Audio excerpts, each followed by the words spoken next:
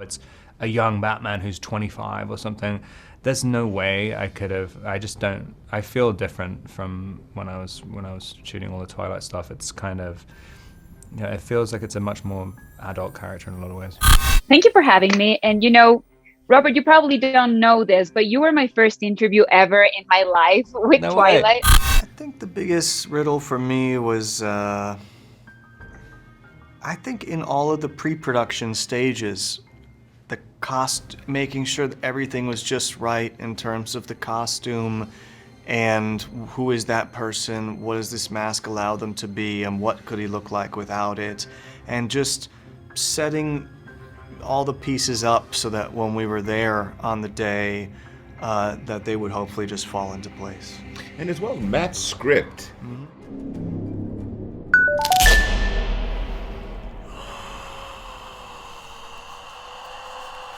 What's the greatest difference you see yourself as a person and as an actor from, that guy who did the Twilight audition and Volume and now the guy who's playing the Batman? As a person, I think I'm exactly the same. No, I've kind of, it does feel different. I mean, it feels like there's something about actually both characters. Like people really, really care about these characters, and you kind of always feel a sense of responsibility to, you can't help but try and make them happy about, as many people as you possibly can. Otherwise, it's kind of defeats the purpose of doing it. But with this, it's kind of, I don't think I could have ever played something like this when I was younger. If they were doing a reinterpretation of the character saying, oh, it's a young Batman who's 25 or something, there's no way I could have. I just don't. I feel different from when I was shooting all the Twilight stuff. It's kind of, it feels like it's a much more adult character in a lot of ways. And Zoe, like I said before, I really love what you did with this character, and it's kind of refreshing to see her caring about other people. But I want to know, do you consider that a strength or a weakness? I think it's her strength. I think that's literally the reason why she does what she does and why she becomes Catwoman, is because she cares. And the difference, I think, between this character and the Catwoman that we've seen is that, she's really in the middle of a struggle. She's really trying to survive. She's emotionally invested in what's going on.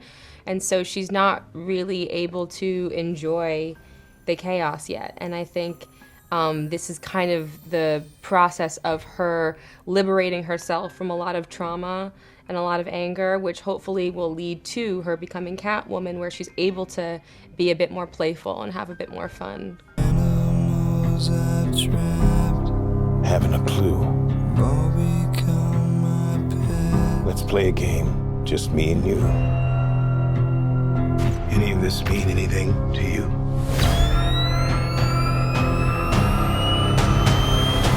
Paul, I want to start with you. How do you commit to a character that does such horrible things? Do you need to kind of justify it in your head and kind of understand why?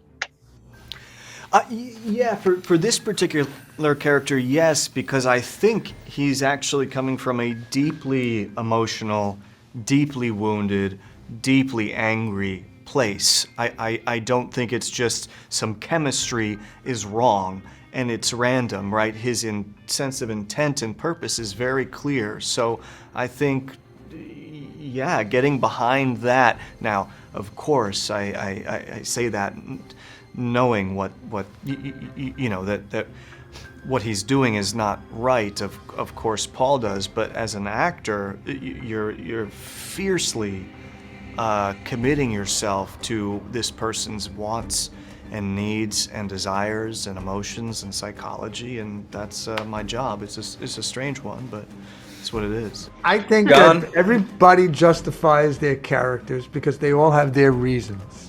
Mm-hmm. And sometimes people feel, even the most powerful people, they feel like they're victims of something, that they didn't get something, and they're going to get it by hook or crook, and that's the only way to get it. And once you see other people being corrupt or other people being weak or other people letting go of their values, you say, okay, well, what is there? So I think people do it constantly. They do it constantly. And I think part of being civilized is always checking in with yourself and saying,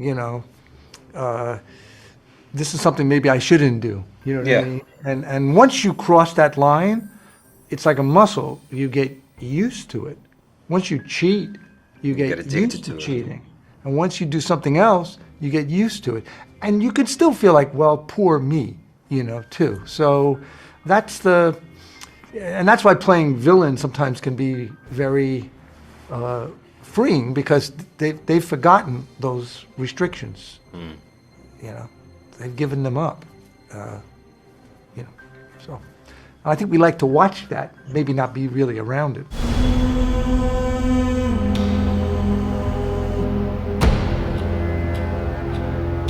You're becoming quite a celebrity.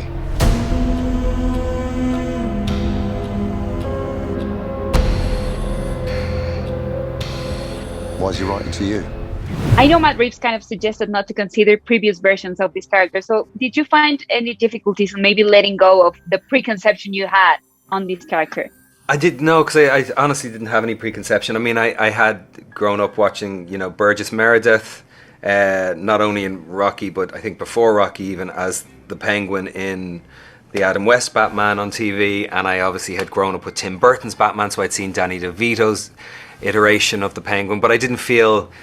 When I saw the makeup, to be honest with you, it felt like a new world to me. It felt like a completely new world, and it's very grounded as well. And Matt was very concerned as a filmmaker with creating a Gotham and giving life to characters that were completely grounded, and that everything you saw in the film was possible, was believable, and was relatable. So I kind of went from there. It was all in the writing and the makeup.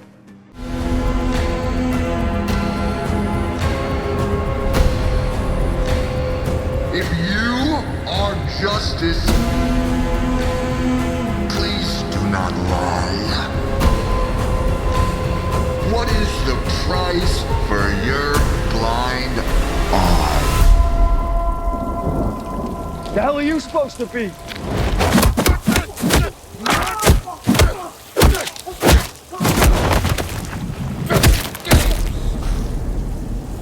I'm vengeance. You both look badass on screen. I just need to say that. You really do. You like it. It's funny how you can play that, duo. Being emotional and also being a badass. And Rob, I want to ask you, because, obviously we find Batman kind of embracing the fact that he cannot save everyone. How does that define him as a vigilante and as a superhero, if we can call it like that, in this film?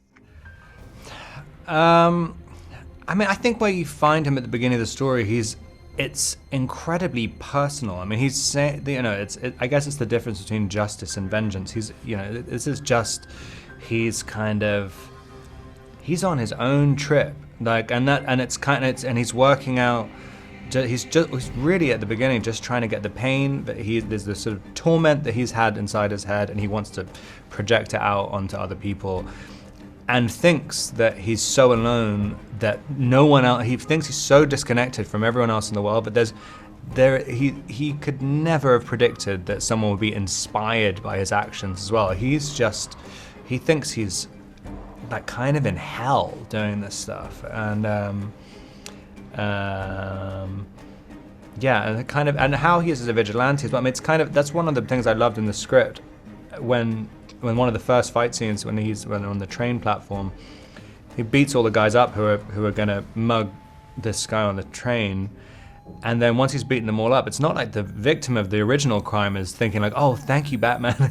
He's like he's more afraid of Batman, and also there was a moment in the script where he looks at the victim and he doesn't know what to say to make them feel better or anything. He's just like, the only thing he can understand is the inflicting violence on people, and he doesn't know how to really empathize with them beyond that point. And that's kind of his story, because to empathize with people, you've got to have hope. And I think he's been trying to bury any element of hope because it's kind of too painful to him from his past. And I think it kind of starts to open up over the story.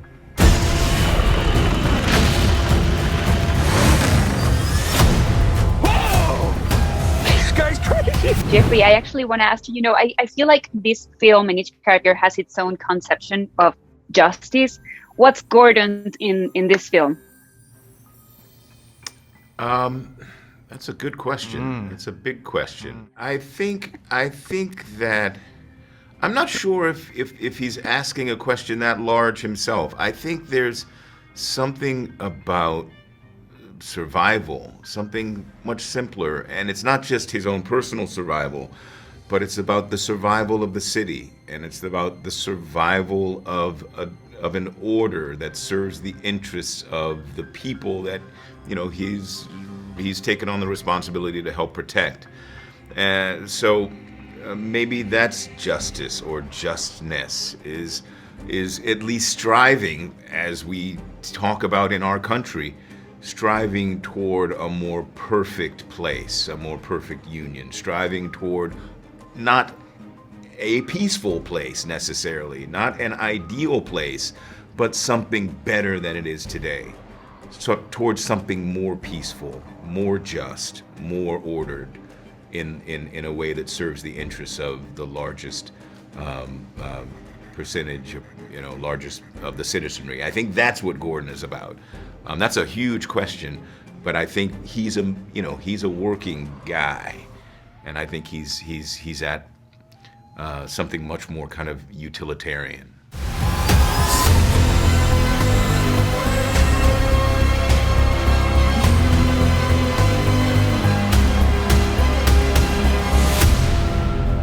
You're part of this